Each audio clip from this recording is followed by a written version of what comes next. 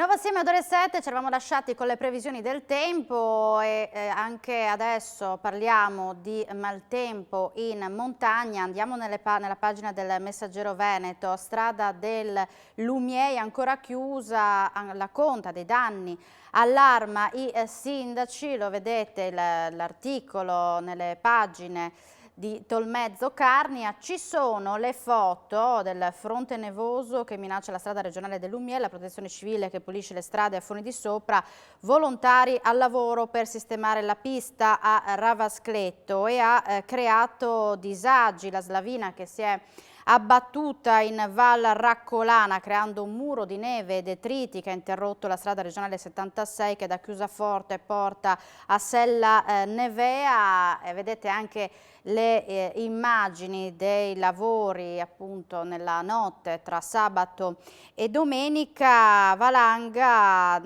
che è un territorio, la Val Rancolana è un territorio che per la sua morfologia si presta a eventi di questo genere. Ne parliamo con il nostro ospite Andrea Mocchiutti via Skype, geologo. Buongiorno e ben ritrovato. Buongiorno, ciao. Ecco, è un territorio appunto, come dicevo, che si presta a eventi di questo tipo, anche se era da tempo che non ne vedevamo. Sì, è vero. Beh, un po' il Friuli è delicato da questo punto di vista, perché un po' appunto i versanti molto acrivi, le vallate abbastanza chiuse.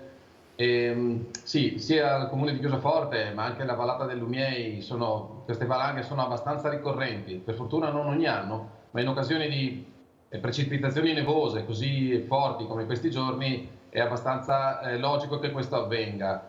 E sono tutte valanghe cartografate già dalla Carta regionale delle valanghe e sono valanghe che si conoscono perché negli anni appunto si ripresentano. Certo che creano disagi importanti e questa volta le valanghe sono state veramente di grandi dimensioni. Cosa si può fare per prevenire questo tipo di eventi? Lo chiediamo direttamente al nostro ospite. Beh, sicuramente è importante insomma, mantenere bene il territorio, ad esempio il bosco aiuta molto a diciamo, fermare o a trattenere la neve e a trattenere anche le piogge.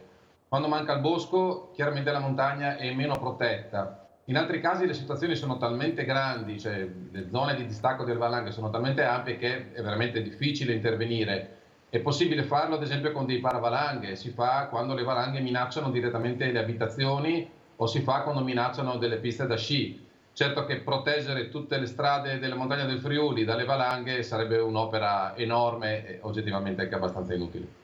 Abbiamo preparato delle foto che volevamo appunto presentare assieme al nostro ospite per capire anche i diversi interventi e come presentare, no? Perché poi arriviamo anche al nuovo libro pubblicato dal nostro ospite, proprio per far capire, è un manuale, una sorta di manuale per capire come intervenire.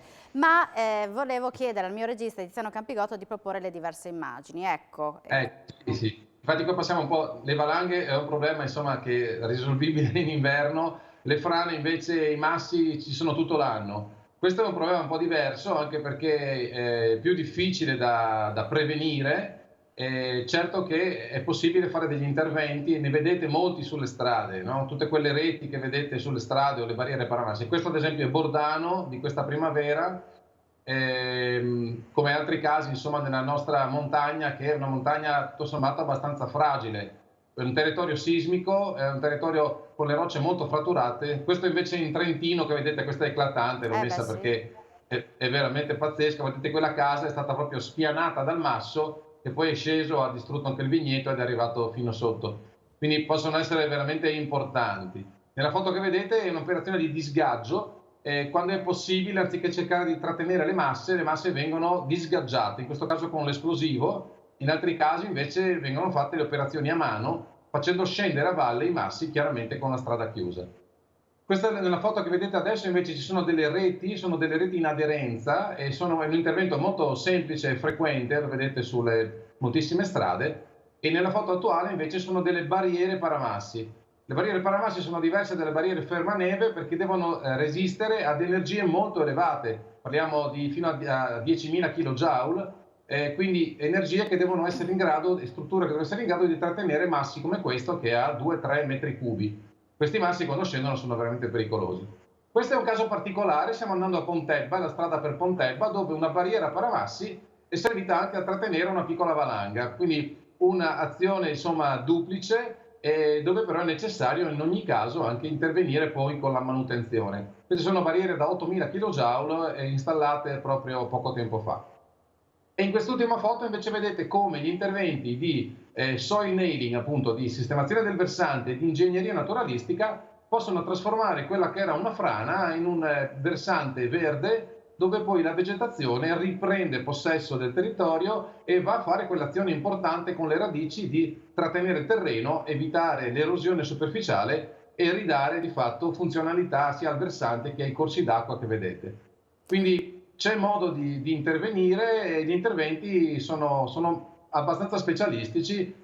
Siccome da moltissimi anni mi occupo di queste cose, insieme a Stefano Paganin, anche lui si è occupato di questo tipo di interventi, si occupa ancora con delle ditte importanti in Italia, allora abbiamo detto, beh, forse è il caso di scrivere qualche cosa, anche perché un libro così non c'era, allora l'abbiamo scritto. Ecco, il libro dal titolo Consolidamento e messa in sicurezza dei versanti in roccia, una sorta di manuale per appunto aiutare nel lavoro di progettazione di cantiere. Sì, sì, sì, abbiamo messo tra l'altro in copertina, questo è un libro che va a distribuzione nazionale Mm. con la Flacov Editore, vedete abbiamo messo in copertina la ferrata della farina da diaul che si trova proprio sopra Villa Santina, perché un risultato veramente molto, molto bello e che di fatto un po' dà l'indicazione dell'utilizzo di materiali che si usano anche per la difesa dalla caduta massi, in questo caso utilizzato invece per l'approccio in montagna e per il divertimento, quindi diciamo che le tecniche possono essere usate in diversi modi, insomma. Chi va in montagna, soprattutto gli operatori del settore, chi lavora sulle pareti con queste ditte specializzate, solitamente sono tutte persone amanti della montagna, perché sono lavori anche pericolosi in alcuni casi, ma che se fatti con passione diventano belli, faticosi ma belli. Ecco, qui li vedete, sono in un'azione di perlustrazione e di sgaggio, e qui invece li vedete lavorare con attrezzature particolari, sono delle perforatrici per proprio realizzare delle chiodature della roccia e trattenere le masse rocciose per evitare che arrivino sulla sede stradale.